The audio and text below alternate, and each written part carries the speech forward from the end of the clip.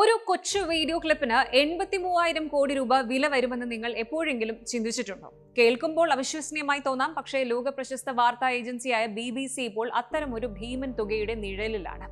American president Donald Trump നൽകിയ $10 billion മാനനഷ്ട case BBCയുടെ ഉറക്കം കെടുത്തിയിരിക്കുകയാണ്. തന്റെ പ്രസംഗം വെട്ടിമുറിച്ച് തന്നെ ഒരു അക്രമകാരിയായി ചിത്രീകരിച്ചു എന്നാണ് ട്രംപിന്റെ പരാതി. എന്നാൽ ഈ കേസ് വെറുതെ വിടണം, ഇതിൽ കഴമ്പില്ല എന്ന് വാദിച്ചുകൊണ്ട് BBC ഇപ്പോൾ കോടതിയിൽ കടുത്ത നിലപാട് സ്വീകരിക്കുകയാണ്.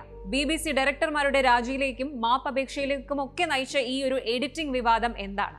BBC നിരത്തുന്ന ആ 3 പ്രധാന വാദങ്ങൾ ട്രംപിനെ തളയ്ക്കുമോ? നമുക്ക് പരിശോധിക്കാം. സംഭവത്തിന്റെ തുടക്കം 2021 ജനുവരി 6 ആ പ്രശസ്തമായ പ്രസംഗത്തിൽ നിന്നാണ്.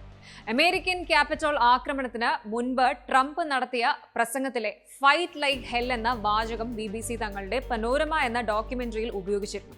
എന്നാൽ ട്രംപിന്റെ വാദം BBC ഈ ദൃശ്യങ്ങൾ വളരെ ബോധപൂർവം എഡിറ്റ് ചെയ്ത് തന്നെ അക്രമത്തിന് പ്രേരിപ്പിച്ച ഒരാളായി ചിത്രീകരിച്ചു എന്നാണ്. ഇതിനെതിരെയാണ് ട്രംപ് ഫ്ലോറിഡയിലെ കോടതിയിൽ $10 ബില്യൺ ഏകദേശം 83,000 കോടി രൂപയുടെ മാനനഷ്ട കേസ് ഫയൽ ചെയ്തത്. കഴിഞ്ഞ ദിവസമാണ് BBC ഇതിനെതിരെ ശക്തമായ വാദങ്ങളുമായി കോടതിയിൽ മോഷൻ ടു ഡിസ്മിസ് ഫയൽ ചെയ്തത്. ഈ കേസ് ഫ്ലോറിഡയിലെ കോടതി തള്ളിക്കളയണമെന്ന് ആവശ്യപ്പെടാൻ BBC പ്രധാനമായും 3 വാദങ്ങളാണ് നിരത്തുന്നത്. ഒന്നാമതായി ജൂറിസ്ഡിക്ഷൻ ഇഷ്യൂ, അതായത് അധികാര പരിധിയാണ്. ഈ കേസ് ഫ്ലോറിഡയിൽ ഫയൽ ചെയ്യാൻ ട്രംപിന് അവകാശമില്ല എന്നാണ് BBC പറയുന്നത്. കാരണം വിവാദപരമായ ഡോക്യുമെന്ററി BBC ഫ്ലോറിഡയിലോ അമേരിക്കയിലോ എയർ ചെയ്തിട്ടില്ല. ഇത് UK പ്രേക്ഷകർക്ക് വേണ്ടിയുള്ളതായിരുന്നു. അതുകൊണ്ട് തന്നെ ഫ്ലോറിഡ കോടതിക്ക് ഈ ഒരു കേസിൽ നടപടിയെടുക്കാൻ അധികാരമില്ല. അടുത്തതായി BBC പറയുന്നത്, രണ്ടാമത്തെ വാദം എന്ന് പറയുന്നത് നോ ആക്ച്വൽ ഡാമേജസ് ആണ്. അതായത് ഒരു മാനനഷ്ട കേസിൽ നഷ്ടപരിഹാരം നൽകണമെങ്കിൽ ആ വാർത്ത മൂലം ആ പറയുന്ന വ്യക്തിക്ക് എന്തെങ്കിലും നഷ്ടം സംഭവിക്കണം. ഇവിടെ BBC പറയുന്നത് ഡോക്യുമെന്ററി വന്നതിന് ശേഷവും ട്രംപ് വീണ്ടും അമേരിക്കൻ പ്രസിഡന്റായി തിരഞ്ഞെടുക്കപ്പെട്ടു. അതാണ്. അതുകൊണ്ട് തന്നെ അദ്ദേഹത്തിന്റെ റെപ്യൂട്ടേഷനോ അല്ലെങ്കിൽ കരിയറിനോ യാതൊരു ആഘാതവും ഈ ഒരു റിപ്പോർട്ട് ഉണ്ടാക്കിയിട്ടില്ല എന്ന് BBC വാദിക്കുന്നുണ്ട്. മൂന്നാമതായിട്ട് അമേരിക്കൻ നിയമപ്രകാരം ഒരു പബ്ലിക് ഫിഗറിനെതിരെ മാനനഷ്ട കേസ് നിലനിൽക്കണമെങ്കിൽ മാധ്യമങ്ങൾ മനഃപൂർവ്വം കള്ളം പ്രചരിപ്പിച്ചു എന്ന് തെളിയിക്കണം. 15 സെക്കൻഡ് മാത്രം ദൈർഘ്യമുള്ള ഒരു ക്ലിപ്പ് 1 മണിക്കൂർ നീളുന്ന ഡോക്യുമെന്ററിയുടെ ഭാഗമായിരുന്നുവെന്നും അതിൽ ട്രംപിനെ അനുകൂലിക്കുന്നവരുടെ ദൃശ്യങ്ങളും ഉൾപ്പെടുത്തിയിട്ടുണ്ടെന്നും BBC പറയുന്നുണ്ട്. ഇനി എന്താണ് ആ വിവാദ എഡിറ്റിംഗ് സംഭവം? ട്രംപ് ആരോപിക്കുന്നത് BBC തന്റെ പ്രസംഗത്തിലെ 2 ഭാഗങ്ങൾ കൂട്ടിച്ചേർത്തു എന്നാണ്. ആദ്യ ക്ലിപ്പ് എന്ന് പറയുന്നത് ഇങ്ങനെയാണ്: നമ്മൾ ക്യാപിറ്റോളിലേക്ക് നടക്കും, ഞാൻ നിങ്ങളോടൊപ്പം ഉണ്ടാകും. ഇനി രണ്ടാമത്തെ ക്ലിപ്പിലെ ഭാഗം എന്ന് പറയുന്നത് ഏകദേശം 1 മണിക്കൂറിന് ശേഷമാണത് പറഞ്ഞത്.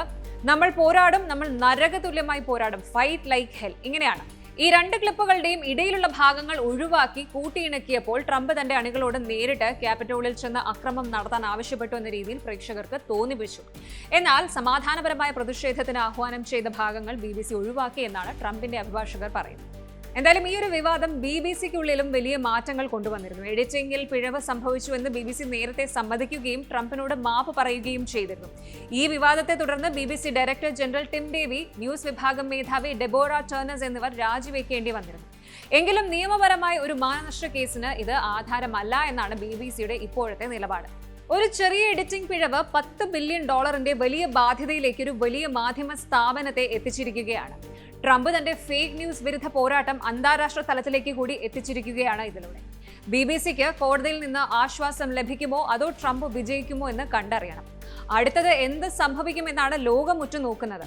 ഫ്ലോറിഡയിലെ കോടതി BBCയുടെ ഈ അപേക്ഷ സ്വീകരിക്കുമോ എന്ന് ലോകം ഉറ്റുനോക്കുകയാണ്. കേസ് തള്ളിക്കളഞ്ഞില്ലെങ്കിൽ 2027 ഈ കേസിന്റെ വിചാരണ നടക്കും.